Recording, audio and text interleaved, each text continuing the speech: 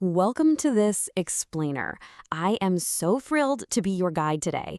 We're going to take a patient, rigorous look at one of the most critical legal architectures on our planet, maritime governance and coastal habitat protection law. We'll be treating this topic with the precision it deserves, ultimately equipping you with a complete structural understanding of how the law actually operates to defend our oceans. Coastal habitat protection law is the complex web of global treaties and national regulations designed to save our most vulnerable and vital marine ecosystems from destruction. Okay, let's dive into this. Think of this agenda as our syllabus for a macro to micro legal journey. First up, global coastal protection treaties. Second, India's coastal regulation zones. Third, layered domestic environmental laws. Fourth, key environmental case law. And finally, we'll wrap up with a comprehensive legal recap. Section 1. Global Coastal Protection Treaties, the International Framework. To really wrap our heads around ocean governance, it helps to look at its chronological evolution as the building of a giant global alliance. Basically, layer by layer, nations teamed up to tackle different environmental threats. We see this progression starting with the 1971 Ramsar Convention, then the 1972 World Heritage Convention, the 1973 CITES Agreement, the 1982 UNCLOS Framework, all the way to the 2022 CBD Framework. Now, let's break down exactly what these legal instruments actually do. First, imagine the concept of globally recognizing our most vital water systems, literally putting them on a map and saying to the world, hey, this area is absolutely essential for the Earth's survival.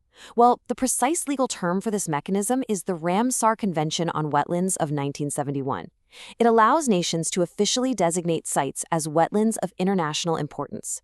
To give you a concrete example, India's Chilika Lake became the country's very first Ramsar site when it got this designation back in 1981. Now, fast forward a bit. Modern treaties use strict, hard numbers to mandate habitat preservation. Under the Convention on Biological Diversity, or the CBD, we have the Kunming-Montreal Global Biodiversity Framework of 2022. This establishes a very specific legal and policy mandate known as the 30 by 30 target.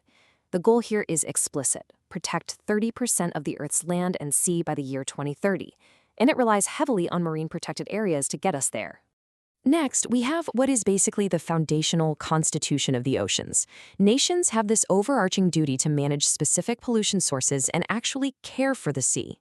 In strict legal terms, this is codified in UN CLOS, the UN Convention on the Law of the Sea.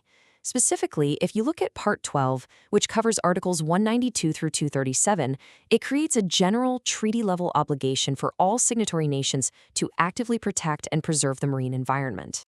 Finally, there are two other treaties that stack perfectly onto this global shield to protect marine life. First is CITES, signed in 1973. This treaty specifically regulates the trade of endangered marine species. So things like precious corals, certain fish, and sea turtles literally cannot be freely bought and sold on the international market. Meanwhile, the 1972 World Heritage Convention extends its protection to extraordinary coastal habitats. A prime example here is the Sundarbans National Park, which holds its status as a UNESCO World Heritage Site directly because of this legal basis.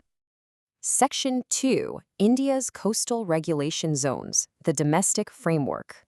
Think about how municipal zoning laws work in your city. You know you can't just build a massive, polluting factory right in the middle of a quiet residential neighborhood, right? Well, coastal protection works exactly the same way. Issued under Section 3 of the Environment Protection Act of 1986, India uses a core regulatory tool called the Coastal Regulation Zone, or CRZ, notification. The exact rule progression here is vital to understand. The original 1991 notification classified the coast into distinct zones, like CRZ-I for super-sensitive areas like mangroves, and CRZ-3 for rural coasts. Then the 2011 update came along, adding CRZ-V for island territories and formalizing no development zones. Most recently, the 2019 update created CRZ-IA for the absolute most ecologically sensitive areas, while also easing up on certain development rules. Let's look a little closer at that 2019 update, because it represents a pretty significant shift in boundaries. Under the old 2011 rule, the no development zone in densely populated CRZ-3 areas extended 200 meters inland. But the new 2019 rule shrank that boundary down to just 50 meters, and it also eased rules for building tourism infrastructure. Now, to be clear, this liberalization has been actively contested by environmental groups. They argued that it weakens protection exactly in the areas where threats to coastal ecology are the worst. Section 3. Layered Domestic Environmental Laws, Stacking Protection. It's important to understand that the CRZ doesn't just act alone. Here are the 4 major statutes that stack together to create a layered armor. First is the Wildlife Protection Act of 1972. This is huge because it enabled India's very first marine national parks, like the Gulf of Kutch in 1982 and the Gulf of Mannar in 1986, to legally protect coral reefs and mangroves. Next, we have the Biological Diversity Act of 2002, which regulates access to marine genetic material. Then comes the Wetlands Conservation and Management Rules of 2017, extending domestic protection to wetlands beyond just the international Ramsar sites. And finally, the Forest Conservation Act of 1980, which kicks in wherever mangrove areas are officially notified as forest land. And this brilliantly illustrates how this legal stacking works in practice. Specific habitats actually get double or even triple protection. For instance, mangroves benefit from their CRZI classification plus the Forest Conservation Act. Coral reefs get that CRZI status combined with the Wildlife Protection Act's Marine National Park status. And wetlands and estuaries, they are shielded by their international Ramsar designation, stacked right alongside the domestic 2017 wetlands rules. Section 4, Key Environmental Case Law, the Applied Law. Let's treat this next part like a formal case brief to see how courts wield these layered laws as swords. We're looking at S. Jagannath v. Union of India, a 1997 case widely known as the shrimp culture case. The facts here centered around intensive and semi-intensive shrimp farming operations that were actively destroying the coastal ecology, specifically tearing up the mangroves. So the specific legal issue placed before the Supreme Court was this: do these commercial shrimp farms violate the Coastal Regulation Zone notification? Here is the holding. The Supreme Court decisively banned intensive and semi-intensive shrimp farming within CRZ areas. Now, why does this matter so much for real-world coastal defense? Well, because the court directly targeted one of the absolute primary drivers of mangrove destruction, and in doing so, they definitively applied 2 highly binding legal principles into Indian environmental law. But where exactly did the Supreme Court get those 2 principles? They pulled them from an earlier landmark ruling, Vellore Citizens Welfare Forum v. Union of India, decided in 1996. This is the foundational case that established 2 precise, mandatory legal doctrines. First, the precautionary principle, which means a lack of absolute scientific certainty cannot be used as an excuse to postpone environmental protection. Second, the polluter pays principle, meaning, simply put, those who cause the pollution must bear the cost of cleaning it up. Crucially here, the court tied sustainable development directly to the fundamental Article 21 right to life. Today, the enforcement of all these laws has actually undergone a critical procedural shift. Most modern CRZ enforcement disputes don't even go to ordinary civil courts anymore. Instead, they go to the National Green Tribunal, or the NGT.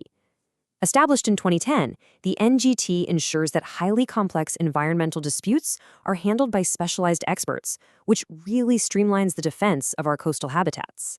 Section 5, Comprehensive Legal Recap. So, the crucial point is how all of these elements integrate for a serious learner. Let's review the foundations in the exact teaching order we've used today. Our Global Shield consists of the Ramsar Convention for Wetlands, the World Heritage Convention for Historic Natural Sites, Sites for Endangered Trade, UN Clause for Overarching Marine Duty, and the CBD for that ambitious 30 by 30 target. Domestically, India stacks its protection using the evolving Coastal Regulation Zone framework, which is heavily reinforced by the Wildlife Protection Act, the Biological Diversity Act, the Wetlands Rules, and the Forest Conservation Act. And remember, the courts breathe life into these statutes using mandatory doctrines, the precautionary principle, the polluter pays principle, and the Article 21 right to life.